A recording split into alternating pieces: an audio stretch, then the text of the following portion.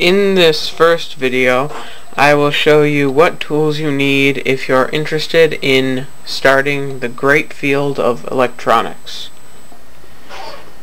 Before I begin telling you what tools you need, I must tell you that you will need a pair of safety glasses in case anything unfortunate happens while you're working on an electronic circuit. So, that being said, what you want to get first is wire strippers, a pair of dikes, also known as wire cutters, and needle nose pliers. These come in handy all the time. You're never gonna not need them, so getting them would be advised. Another good thing to have is a whole set of screwdriver bits, from small Phillips heads, large Phillips head, likewise with Torx screwdriver bits and flathead screwdrivers. You also might want to get an extension and get an adapter for that extension in case you need to work in really small areas.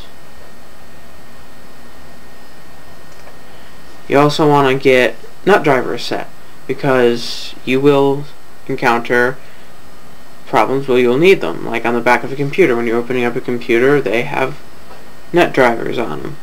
Well, so you want to get that. You also want to get some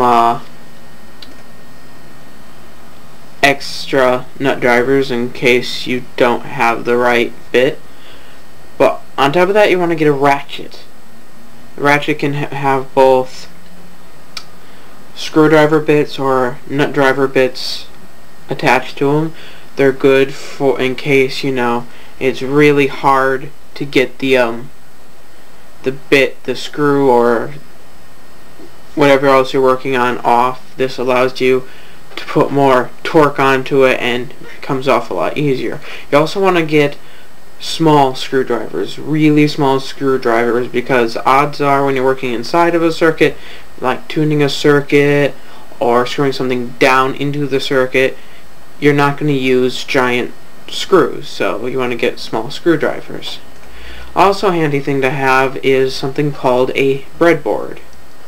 Now, the breadboard allows you to build a circuit before you actually put it onto a printed circuit board. This allows you to see if there's anything wrong with it, or experiment, or just have fun. You're also going to need solder. Solder allows the leads of components to be securely contacted onto the bottom of a circuit board. With that, you'll also need, obviously, a soldering iron, which will melt the solder.